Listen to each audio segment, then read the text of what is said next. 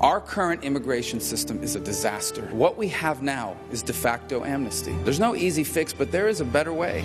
Billions in new border security funding, toughest enforcement measures in history. No food stamps, no welfare, no Obamacare. They'll have to wait 13 years. They're going to have to pay fines. They're going to have to learn English. They're going to have to work. They're going to have to wait in the back of the line. It's not ideal. Good morning. Welcome to the News Hub. I'm Rolf Winkler. Florida Senator Marco Rubio is likely prepping a 2016 run for president. But first, he needs to help the Republican Party sell immigration reform to itself. Wall Street Journal's Neil King was first to get that ad, which you just saw, which is expected to start running tonight on Fox. And he's got details about the significant pile of cash being spent to air it. Neil, good morning. Good morning, Rolf. How are you? I'm good. So how much is being spent? So this is the American Action Network, which is a conservative advocacy group. They're going to spend $300,000 over the next week or so using that ad on Fox, very much going after conservative viewers with an interesting message. You just saw the ad.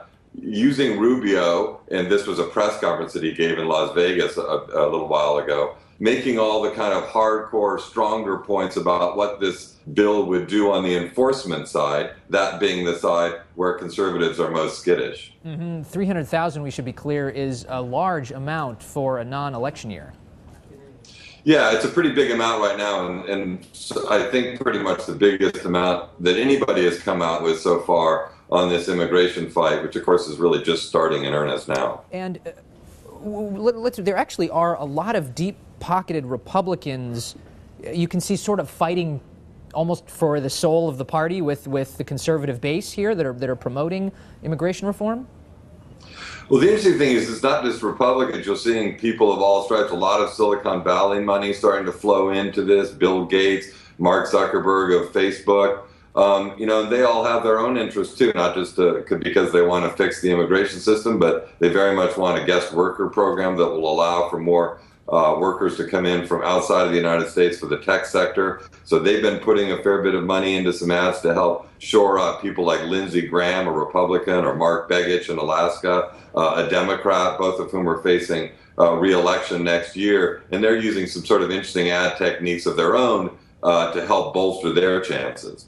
Tell us about polling data that we've done recently. The findings are pretty interesting.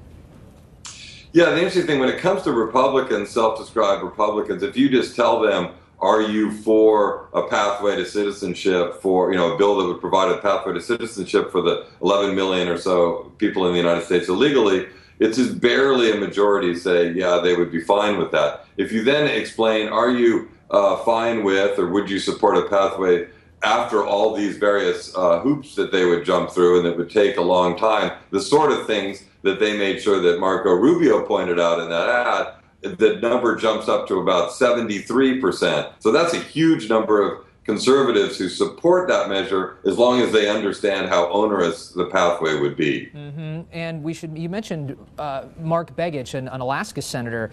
He's one of there are a number of Republican senators who are taking a bit of a risk supporting immigration reform, and they are also there are ads being run in support of them to sort of deflect any blowback they may be getting. Let's show one of these ads.